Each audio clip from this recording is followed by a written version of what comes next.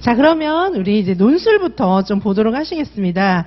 자, 논술은 이제, 늘 선생님들께서 보시면 실수하는 게 이제 찾아 쓰는 거, 그다음에 아는 거, 요거를 이제 분간하는 게 좀 중요한데, 잘 찾아서 쓰시고, 또 아는 것들은 또 아는 대로 기술하시고 이제 그러셨으면 됐겠습니다. 자, 문제 보도록 하시겠습니다. 초등학교 병설 유치원의 그런 교사 회의 시간의 대화인데, 자, 첫 번째, 이교사, 김교사의 대화에 나타난 동료 장악의 방법 두 가지입니다. 자, 보시면, 동료 장악의 방법 두 가지. 이걸 이제 찾아서 설명을 해야 되는데, 자, 동료 장악, 뭐, 제목이 무슨 장악이다, 막 이런 식으로 나와 있진 않아요. 그냥 읽으면서 찾으셔야 하는데, 자, 보시면은, 여기 이교사가 얘기하고 있거든요. 하루 일과를 반성적으로 뒤돌아보면서 기록하고 있다. 하루 일과를 뒤돌아보면서 기록한다. 뭐, 이렇게 이야기하고 있죠. 그래서 요거는 반성적 저널 쓰기 되겠죠. 자, 요거는 이제 반성적 저널. 이렇게 하나 이제 찾아서 쓰시면 되고요. 자, 그 다음에 또 뭐가 있을까요? 쭉 보시면 김 교사가 저는 오세반 교사인 박 선생님께 도움을 많이 받고 있다는 거예요. 지금 여기 박 선생님은 없는지 대화는 없지만 대화 내용에만 등장을 하고 있습니다. 그래서 벌써 6년 차이셔서 그런지 도움을 많이 주고 있다. 박 선생님 반에 가서 어떻게 하는지 관찰도 해보고 편식지도 상담도 해주고 부상당한 거 뭐 이런 경우에도 아이가 부상당한 그런 이런 사건도 상담을 해주고 누군가와 상의하고 싶은 경우가 많은데 잘 해주신다. 자, 이런 거는 대체로 어떻게 볼 수 있겠습니까? 이 박 선생님과 멘토 멘티 관계다, 멘터링이다, 뭐 이렇게 볼 수가 있겠죠, 그렇죠? 자, 그래서 지금 여기에 나와 있는 것은 멘터링하고 반성적 저널 쓰기 크게 이제 두 가지로 볼 수가 있습니다. 자, 그래서 선생님들께서 동료 장악의 방법 두 가지는 요거 이제 두 가지 쓰셨으면 되고 장점은 아는 대로 쓰시면 되고요. 자, 그리고 학습 공동체가 필요한 이유와 장점 뭐 이런 것들도 있는데 자, 여기는 이제 그런 얘기들을 밑에서 하고 있어요. 보시면 좋은 책을 추천해 주셔서 책도 읽고 있는데 이 교사가 이야기하는 거 보시면은 책도 읽고 있지만은 우리 반 유아에 대한 자세한 이야기는 책에는 안 나온다. 그래서 우리 반 유아에 대한 자세한 이야기는 학습 공동체를 통해서 이야기하는 게 좋겠다. 뭐 이런 말입니다. 그렇죠? 그래서 여기 다른 유치원하고 우리 유치원은 분위기도 많이 다르다. 그래서 요거는 우리 반 유아에게 맞는 우리 유치원 유아에게 맞는 이야기들은 같이 한번 해보면 좋겠다. 이렇게 이야기를 하고 있는 겁니다. 자, 그리고 여기 보시면 이제 자, 그래서 문제에 보시면은 초등학교 병설 유치원 조직 문화와 조직 문화의 긍정적인 특성, 그리고 유아와 교사에게 미치는 긍정적인 효과 이런 것들도 써야 하는데 자, 여기 이 조직의 긍정적인 특성 보시면은 자, 일단 여기 이 앞에 내용을 쭉 읽어봤을 때는 이 멘토 멘티 관계도 있지만은 앞에 내용을 봤을 때는 굉장히 서로 돕는 그런 문화죠. 학습 공동체 뭐 이런 것들을 통해서도 돕고 그리고 잘 모르는 점은 또 좀 오래 근무한 선생님이 알려주고 뭐 이렇게 하고 있는 거죠. 그래서 요거는 화합의 문화다. 이렇게 서로 화합하는 문화다. 이렇게 볼 수가 있습니다. 자, 서로 화합하는 문화이고 자, 그 다음에 원감쌤이 이야기하는 거 보시면은 우리가 이제 공동체적인 조직 문화 이런 것들을 강화해 나가면 좋겠다 이렇게 이야기하면서 이를 위해서 선생님들께서 도움이 필요하신 것이 있다면 언제든지 말씀해 주세요. 도와주겠습니다. 편하게 말씀하세요. 막 이렇게 얘기를 하고 있죠. 자, 그래서 언제든지 말씀하세요. 모든 것을 다 지원해드리도록 하겠습니다. 이렇게 이야기하고 있습니다. 그래서 요거는 이제 지원적인 문화를 갖고 있다. 교사들에게 지원적인 문화다. 지원해주는 문화다. 이렇게 볼 수가 있습니다.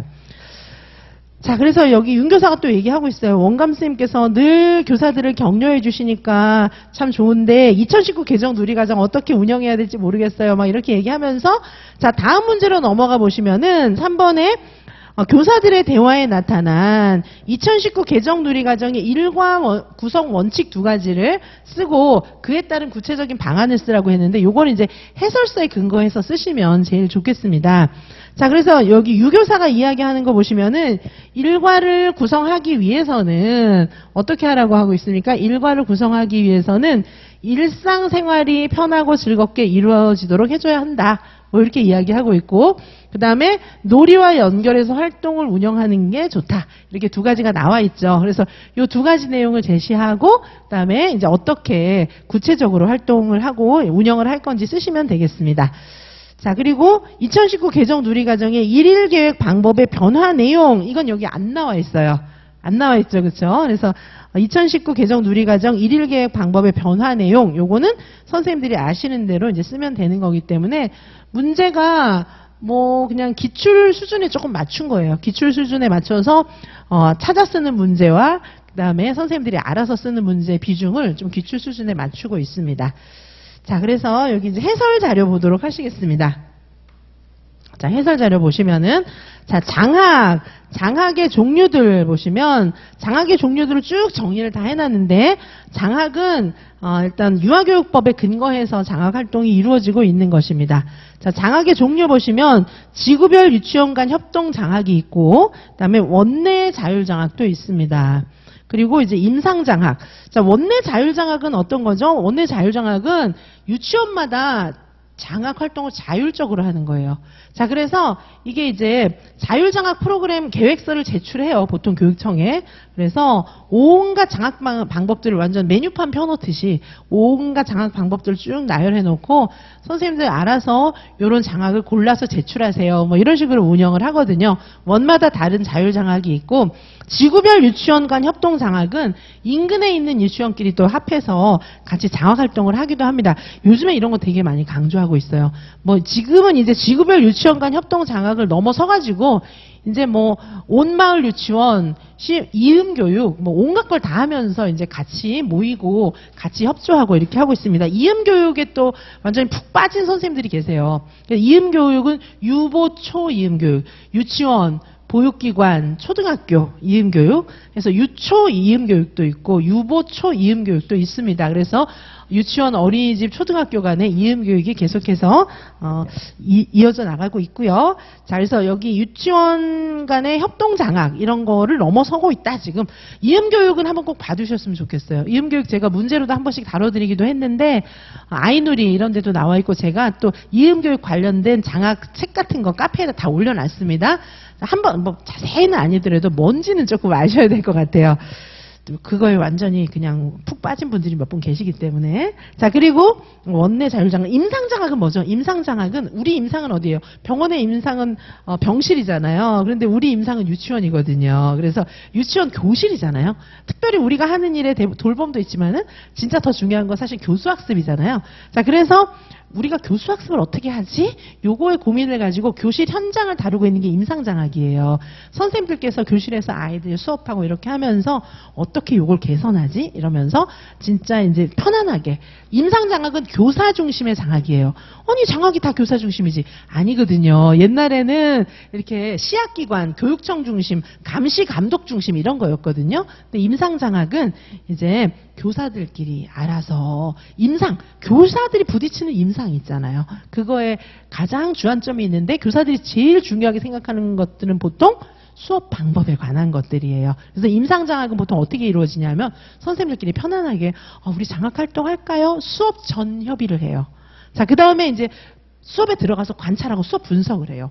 그 다음에 수업 후 협의를 해요. 보통 이렇게 이루어지고 임상장학은 우리 이제 동료장학 나오기 전까지는 임상장학이 완전 가장 히트를 쳤어요. 임상장학의 절차는 제가 말씀드린 것처럼 사전 협의회, 그다음에 이제 수업 관찰 분석, 그다음에 사후 협의회 이렇게 이루어지는데 수업 관찰 분석이 꽃이에요. 보통은 수업을 들어가서 참관하기도 하고 수업을 녹화한 걸 분석하기도 하고 이렇게 해서 수업 중심으로 요거는 선생님 중심. 선생님들이 자신들의 수업을 향상시키고 싶다. 이거를 전폭적으로 지원해주는 장학이 임상장학이기 때문에 옛날에는 임상장학이 시험 문제 많이 나왔는데 이제는 동료장학, 학습공동체 이런 게 있어서 약간 중요도가 떨어지긴 했습니다. 하지만 실제 유치원에 가보면 임상장학 지금도 진짜 많이 합니다.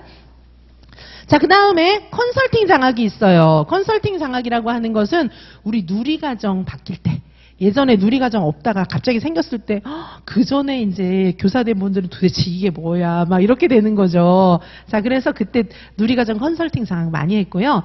요거는 컨설팅 장학은 유치원뿐 아니라 초중등도 진짜 많이 합니다. 전문가들이 아예 들어가가지고 상주하면서 모르는 것들을 전부 다 알려주는 그런 것들이에요. 자, 컨설팅 장학이 있고요. 근데 요거는 뭐 컨설팅 해주는 사람하고 컨설턴트하고 컨설팅 의뢰하는 분들하고 뭐 주종 관계가 아니고 그냥 이제 전문가들이 그냥 한번 컨설팅 해주고 가는 그냥 아주 쿨한 관계입니다. 자, 유치원의 누리과정 컨설팅 장학 보시면은 대상은 교사가 지원하고 요청하는 것입니다. 그러면은 보통은 그 장학사, 원장, 원감, 교수 이런 사람들이 와서 팀으로 와서 전문가단들이 컨설팅을 해주게 됩니다. 분야는 모든 분야, 교수학습뿐 아니라 뭐 원화 모집부터 시작해서 재정 뭐 이런 것들도 다 해주고 있습니다. 자, 동료장학 이제 학습 공동체 나오기 전에 이게 이제 가장 좀 쿨한, 가장 핫한 그런 것이었어요. 자, 그래서 동료장학이라고 하는 것은 동료 교사끼리 너무너무 편안하게 사실 내 수업을 보여주고 내가 내 수업에 대해서 이야기하고 이러는 게 쉬운 건 아니잖아요. 근데 굉장히 편안하게 장학활동할 수 있도록 해주는 것이 동료장학입니다. 자, 동료장학이란 동료 교사들끼리 협력하면서 서로서로 편안하게 수업을 개선할 수 있는 그런 방법입니다. 자, 동료장학의 방법은 그러다 보니까 너무너무 다양해요. 반성적 저널 쓰기, 교사 이야기 쓰기. 교사 이야기 쓰기는 반성적 저널하고는 좀 달라요. 편안하게 이야기 쓰는 거예요. 있었던 일을 모두 다 반성적 전을 하려면 선생님들 머리가 터질 거예요. 진짜 힘들어서 안 되니까 부분적으로는 반성적 전어를 쓰고 대부분은 그냥 이야기로 쭉쭉쭉 써보는 거죠. 그것만 해도 참 부지런하신 분이어야 가능합니다. 자, 그 다음에 유학 관찰 방법은 요즘에는 좀 이렇게 주관적인 관찰도 요즘엔 용인하지만 예전에는 일화기록, 시간표집, 사건표집 뭐 이런 것들이 있었고요. 자, 그 다음에 해설지 3페이지에 보시면 수업 사례 분석은 어떤 거죠? 수업 사례를 말 그대로 분석하는 거예요. 그래서 잘하는 선생님 반에 들어가서 참관하기도 하고 그다음에 수업을 녹화해서 같이 분석하기도 합니다. 수업 사례 분석이 있고요. 그다음에 전문서적 읽기와 토론도 있습니다. 자, 이제 워낙 전문적인 영역이다 보니까 우리 이제 유치원 교수학습 이런 것들이 쉽지 않잖아요. 그래서 전문서적을 읽고 함께 토론을 하기도 합니다. 그다음에 멘토링이 있습니다. 멘토 멘티의 관계 속에서 아까 여기 이제 우리 제시문에 나왔던 것처럼 어떤 좀 능숙한 선생님에 대해서 전폭적으로 의존하면서 존경하고 이렇게 하면서 멘토 멘티가 관계가 돼서 같이 배우고 가르치고 하는 그런 관계가 되는 것입니다. 자, 그다음에 동료 간의 협의가 있습니다. 요건 친한 분들끼리 부담감 없이 서로서로 협의하면서 배워 나가는 것이고 동료 코칭은 이제 뭐 멘토링하고 좀 비슷할 수도 있겠지만은 전문성이 더 있는 그런 어떤 한 영역에 대해서 우리가 이제 상담 같은 경우에 상담 기술 이런 거 배울 때 슈퍼바이저한테 이렇게 코칭 받거든요. 이제 그런 개념하고 비슷하게 생각하시면 되겠습니다. 자, 그다음에 사이버 장학은 예전에 기출에도 한번 나왔던 부분이죠. 자, 사이버 장학은 PC 통신, 인터넷 이런 것들을 활용해서 시공간의 제약 없이 궁금한 것들을 교육청에서부터 자료 다운받기도 하고 컨설팅을 받기도 하는 그런 내용입니다. 자, 그리고 이제 학습 공동체가 있죠. 자, 학습 공동체는 우리 2019 개정 누리과정에서 굉장히 중요하게 생각하고 있는 그런 내용이기도 합니다. 자, 학습 공동체는 관계망이에요. 서로서로 친근하게 여기고 서로서로 조언해주고 마음의 의지가 되고 이런 것들이 학습 공동체이고 학습 공동체의 필요성은 이제 학습자를 둘러싼 그런 상황적 맥락 이런 것들이 굉장히 이제 쉽지 않은 거죠. 그래서 아까 이 제시문에도 나왔지만은 책에는 나와 있긴 한데 그거를 진짜 우리 반 미진이 얘한테 어떻게 적용해야 될지는 난감하다는 거예요. 자, 그럴 때 같이 이야기해보는 정말 임상에서 실험해볼 수 있는 그런 방법이기도 합니다. 자, 유아교사의 학습 공동체의 효과, 동료 교사와 상호작용도 하고 그다음에 격려교사로부터 배우기도 합니다. 자, 5페이지, 해설지 5페이지에 보시면은 반성적 사고 이런 것들을 계속해서 확립시켜 나가고 교과 지식을 적용할 수 있는 기회가 되기도 합니다. 책에서 배운 거를 실제로 적용해 볼 수 있다. 뭐 이런 것들이 있고요. 자, 운영 방향, 요거 우리 실행자료집에 나와 있는 겁니다. 구성원들과 함께 교육 비전을 만들어 봐야 된다. 실행자료집에서 이렇게 하라고 이야기하고 있고요. 그리고 학습 공동체는 다양하게 운영될 수 있다고 이야기하고 있습니다. 굉장히 다양한 방식으로 유치원에 맞게 운영할 수 있고요. 자, 그다음에 학습 공동체의 효과도 있습니다. 더구나 우리 유아교육 현장은 초중등에 비해서 굉장히 불확실한 상황이기 때문에 너무 다양한 문제들을 안고 있고 유아들도 다양하고 문제도 다양하기 때문에 책에서 배운 걸로 커버가 안 돼요. 자, 그래서 학습 공동체가 필요하다 이렇게 볼 수가 있습니다. 자, 그다음에 2019 개정 누리과정에서의 관찰. 자, 우리가 예전에 알고 있는 좀 구조화된 관찰 말고 지금은 비구조화된 관찰도 다 이제 괜찮다고 하고 있고 오히려 더 그 이제 비구조화된 관찰을 놀이를 중요하게 생각하는 방식으로 좀 바뀌고 있죠. 그렇죠? 자, 그래서 관찰 기록의 필요성과 장점을 보시면, 자, 놀이 관찰은 꼭 필요하죠. 왜냐하면은 놀이를 관찰해 보면은 유아 평가도 되고, 그다음에 얘네들한테 뭘 지원해 줘야 될지 이런 내용도 잘 알 수가 있게 됩니다. 그래서 놀이 상황을 꾸준히 관찰하는 것이 놀이 중심 교육 과정에서 가장 중요한 작업으로 볼 수가 있겠습니다. 놀이 속에서 의미를 또 찾아야 되기도 합니다. 자, 유아 관찰 평가 방법에는 크게 비구조화된 놀이 관찰과 구조화된 놀이 관찰이 있어요. 자, 우리 지금 2019 개정 놀이과정에서 많이 강조하고 있는 놀이관찰은 비구조화된 놀이관찰입니다. 자, 비구조화된 놀이관찰이란 자연스러운 상황에서 평가를 하는 것이고, 대체로 일화 기록 형식으로 놀이관찰을 하지만 거기다가 요즘에는 쓰는 것뿐 아니라 사진이라든지 영상이라든지 이런 것들을 많이 활용하고 있습니다. 왜냐하면 뭐 10초에 2번, 20초에 3번 이런 식으로 숫자화 시키는 것이 아니라 맥락이 중요하기 때문에, 아이들의 놀이 맥락이 중요하기 때문에 요즘에는 사진이나 영상 이런 기록들을 중요하게 강조하고 있고요. 자, 구조화된 놀이 관찰이 있고요. 구조화된 놀이 관찰은 인지주의적인 접근 방법에 의해서 소개되기 시작했습니다. 그래서 그러다 보니까 시간 표집, 행동 목록, 평정 척도 방식 이런 식으로 해서 유아의 그런 놀이를 좀 구조화된 방법으로 측정해 보려고 하는 노력들이 있습니다. 자, 여기 이제 관찰 방법으로 일화 기록, 시간 표집, 평정 척도, 체크리스트 뭐 이런 내용들이 소개가 되어 있으니까 보시기 바라고요. 자, 이런 내용들이 이제 우리가 학습 공동체에서도 조금 일부는 활용해 볼 수도 있기도 합니다. 자, 그 다음에 9페이지에 보시면 조직 문화가 있습니다. 자, 조직 문화의 개념은, 조직 문화는 비슷한 말이 조직 풍토하고도 비슷해요. 분위기, 풍토 이런 거랑 문화가 비슷한 그런 단어이기도 한데, 문화는 좀 더 체질화, 내재화된 거죠. 우리가 미국에 한 일주일 갔다 와가지고 나 미국 문화 이제 다 알았어 이러면 되게 웃기네 이렇게 생각하겠죠. 근데 일주일 정도 갔다 오면 아, 내가 미국 분위기 좀 파악을 하고 왔지 이러면 그래 그렇겠구나 이렇게 생각을 하겠죠. 근데 미국에 한 10년 정도 살고 원래 한국에도 계속 살았어요. 그러면 아, 이제 한국 문화와 미국 문화의 차이점은 뭐 이렇게 얘기를 하면은 좀 귀 기울여 들어볼까? 이런 생각이 들겠죠.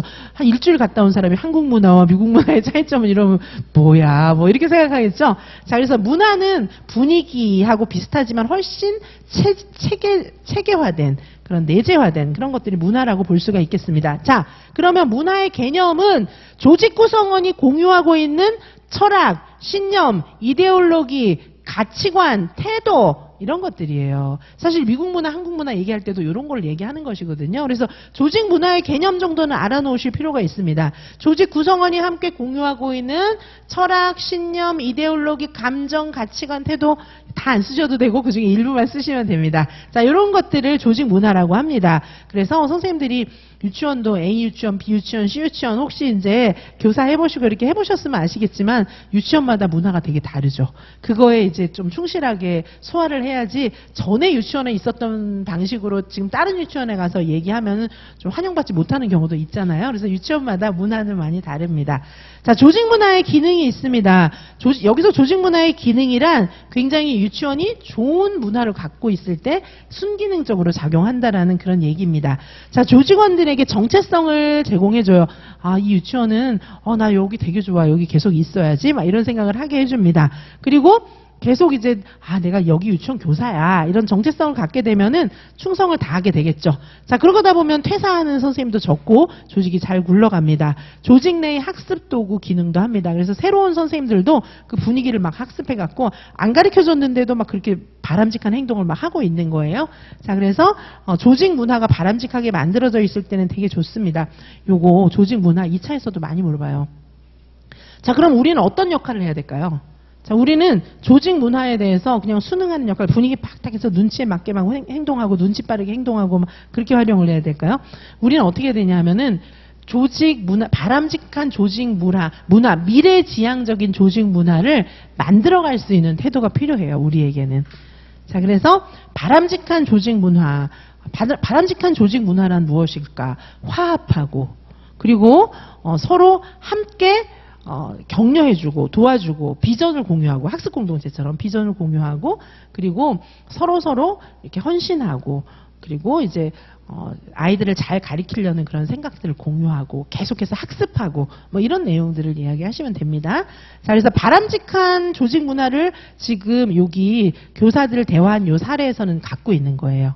그래서 서로 지원해주고 그리고 서로 화합하고 이런 바람직한 그런 조직 문화를 갖고 있습니다. 자, 유아교육기관 조직 문화의 그런 특성, 보통 이제 유치원의 특성, 요거는요, 여기에 나와 있는 내용들은 지금 그 연구 논문들이나 이런 것들을 통해서 조사한 내용들이에요. 석박사 논문에 유치원 조직 문화 연구하는 논문들이 많이 있어요. 자, 그런 논문을 정리해 놓은 거예요. 유치원의 조직 문화의 실태들을 정리를 해 놓은 것입니다. 자, 그래서 우리는 미래지향적인 조직 문화를 만들 책임이 있어요. 비전을 공유하고 조직 문화를 긍정적인 조직 문화를 만들어서 발전시키고 헌신하려고 노력해야 되는 겁니다. 그러려면 어떻게 해야 돼요? 서로 화합하고 서로 돕고 그리고 이제 정말 유아교육의 전문가가 되기 위해서 계속 공부하고 그런 풍토를 만들어 나가는 게 필요한 것입니다. 공통의 목표를 만들고 자 미래지향적인 측면을 우리는 이렇게 갖고 있어야 돼요. 집단 목표 설정에 다 같이 참여하고 그리고 교사와 부모들의 개별적인 성장에 그 유치원이 관심을 갖는 게 필요하고 생산적인 업무 공간도 마련해주고 프로그램 개발, 검토, 평가, 수정 이런 것들도 다 같이 해나가고 이런 게 필요합니다. 자, 의외로 조직 문화에 대해서 많이 물어봐요. 특별히 이제 우리 논술에서도 가끔 나오기도 하지만 2차에서는 특별히 많이 물어보고 논술도 2차도 화합이 중요하거든요. 아니 교사 뽑았는데 공부는 잘해서 완전 전국 수석이에요. 완전 100점 다 100점 틀린 거 한 개도 없는데 너무 못했어 막. 그죠? 자기만 잘난 줄 알고. 그런 사람을 뽑기 싫은 거예요. 자, 그래서 논술에서도 물어보고 2차에서도 자꾸 물어봐요. 2차에서 맨날 이런 거 물어봐요. 어떤 선생님이 선생님한테 계속 일 시키고 선생님 너무 힘들게 하는데 그때 어떻게 하시겠습니까? 이런 거 물어봐요. 그러면 저는 무조건 참겠습니다. 이러면 안 되고 이제 뭐 대안을 마련해서 이렇게 이렇게도 해보고 저렇게도 그러니까 이렇게 얘기해야 돼요. 오른쪽으로도 해보고 왼쪽으로도 해보고 중도를 찾겠습니다. 이렇게 얘기를 해야지. 그러니까 어떻게 이야기해야 되냐면은 만약에 그런 경우에 논술도 그런 게 있을 수 있죠. 그럼 어떻게 얘기해야 되냐면 좀 수용적인 그런 관점에서 가능하면 그 선생님의 이야기를 들어보려고 노력하겠다. 이게 있어야 되고 반대로는 그리고 너무 이제 조금 이렇게 유치원 업무에 지장이 있을 경우에 내가 화날 경우에 이러면 안 되고 유치원 업무에 지장이 있을 경우에는 선생님과 마음을 터놓고 대화를 해보도록 하겠습니다. 이렇게 얘기를 해야 돼요. 그리고 그래서 이제 그 선생님과 제가 함께 조화를 이룰 수 있는 방법을 찾으려고 최대한 노력하겠습니다. 이렇게 해야지 무조건 참고 다 들어주겠습니다. 이래도 안 되고 싸우겠습니다. 이거 안 되고 어떤 분은 진짜로 이제 면접 공부하면서도 이렇게 그런 문제를 낸 적이 있거든요. 제가 실제로 시험에 많이 나오니까 대답을 어떻게 하냐면 고충센터를 찾아가서 상담하겠습니다. 시교육청에 마련되어 있는 고충센터를 찾아가서 상담하겠습니다. 이런 얘기를 하시는 분이 있는데 그럼 별로 안 좋겠죠. 별로 안 좋겠죠. 그렇죠? 뭐야 이 사람 엄청 밖으로 나가서 문제 일으키겠구나 뭐 이런 생각을 좀 하겠죠. 그리고 이제 그런 경우도 있어요. 그 유아교육을 위해서 어떤 노력을 하겠냐. 막 이제 지금 선생님이 간 기관이 체육관도 없고 뭐 이렇게 시설이 되게 안 좋고 막 이래가지고 아이들을 좀 놀이 중심 교육하기에 굉장히 어려운 점이 있다. 그렇다면 선생님은 어떻게 하겠습니까? 이러면 이제 어떻게 얘기해야 될까요? 현실적으로 할 수 있는 걸 얘기를 해야 되겠죠. 지역사회에 이제 우리 지역은 어떤 기관이 있지 않냐. 지역마다 틀리잖아요. 바닷가 뭐 놀이동산이 있는 곳이 있고, 그다음에 산에 이렇게 뒷동산이 많이 이렇게 조성되어 있는 곳도 있고, 그다음에 꽃 전시장이 많은 곳도 있고, 막 지역마다 다르잖아요. 그런 걸 몇 개 이제 암기를 해갖고 가가지고 이런 기관들도 있고, 주변에 초등학교 유치원 운동장도 있으니까 정기적으로 기관과 잘 협의해서 이제 아이들을 데리고 나가서 즐겁게 놀이할 수 있도록 해주겠습니다. 이래야 되잖아요. 체육관을 새로 짓겠습니다. 뭐 이렇게 얘기하는 분들도 계세요. 체육관을 짓고 뭘 하고 막 이렇게 얘기하는데 그런 사람이 들어오면 이제 유치원이 시끄러워지는 거죠. 자, 그래서 이제 유치원 교사 입장에서 할 수 있는 것들을 생각해서 답을 쓰셔야 돼요. 논술도 마찬가지고 면접도 마찬가지예요. 자, 그래서 항상 우리가 면접할 때도 논술할 때도 뭐에 대해서 논하고자 한다. 첫째, 둘째, 셋째. 이렇게 묻는 말에 대해서 답하잖아요. 면접도 마찬가지. 그렇게 하셔야 됩니다. 자, 그래서 우리 요 논술은 사실은 글로 쓰는 면접하고도 사실 비슷해요. 자, 그래서 선생님들이 쓰실 때 가지수에 민감하게 쓰시기 바라고요. 자, 그래서 여기 보시면 이제 문화 얘기를 다 했고요. 그 다음에 2019 개정 논의 과정에 일과 구성하기가 있습니다.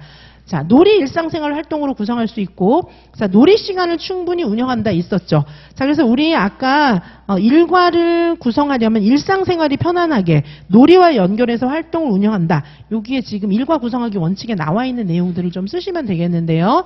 자, 첫 번째 거는 여기 대화에 안 나와 있었고, 일상생활이 편안하고 즐겁게 이루어지도록 한다 있었죠. 그렇죠? 그러면 요거 구체적인 내용들은 여기 실행자료집이나 해설서에 있는 내용들을 좀 쓰시면 좋겠죠. 그래서 유아가 자율적으로 일상생활을 할 수 있도록 충분한 시간을 허용해 준다. 뭐 이런 내용 쓰시면 되겠고요. 그다음에 놀이와 연결해서 활동을 운영한다. 요거는 놀이가 활발하게 이루어질 수 있도록 지원하는 과정에서 필요한 경우에 적절한 유형의 활동을 연결해서 운영한다. 뭐 이런 내용 쓰시면 되겠죠. 그렇죠? 자, 요거 이제 쓰시면 되고, 그다음에 일일 계획 방법이 변화했다. 여기도 요 5가지 내용 중에 한 가지 정도 쓰시면 되겠습니다. 자, 그래서 여기 해설 내용이고요. 그 다음에 이제 모범 답안도 보시면은 여기 이제 서론하고 결론이 있는데요. 서론은 이제 정상적으로 의의하고 그 다음에 소개 이렇게 나와 있는 그런 서론이고요. 결론은 내용 상관없이 그냥 만능틀 갖다 쓴 거예요. 자, 일부러 제가 이제 이런저런 사례 많이 보여드리고 있는데, 만능틀을 선생님들이 좀 외워가지고 그게 이제 너무 길면은 줄여갖고 외우셔도 되고요.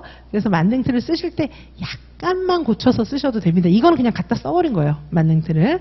자, 그래서 요 내용들을 이제 쓰시기 바라고. 자, 1번 문제도 보시면은 아까도 말씀드렸죠.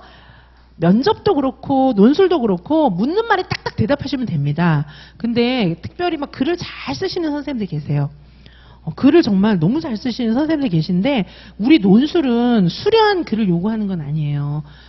논리적으로 탁탁 맞게 쓰시면 되는 겁니다. 그래가지고 막 수려한 글을 쓰다 보니까 논점을 다 놓치고 쓰는 분들 혹가다 계세요. 그래서 그런 경우에는 제가 이제 개인 지도를 받는 선생님들은 그런 거 다 지적해드리긴 했는데, 이 강의를 듣는 분들 중에도 그런 분들이 계실 수 있어요. 글을 잘 쓰시는 분들의 난점이 이게 수업 논술이 좀 약한 거예요. 그래서 글을 잘 쓰시는 건 분명히 장점이에요.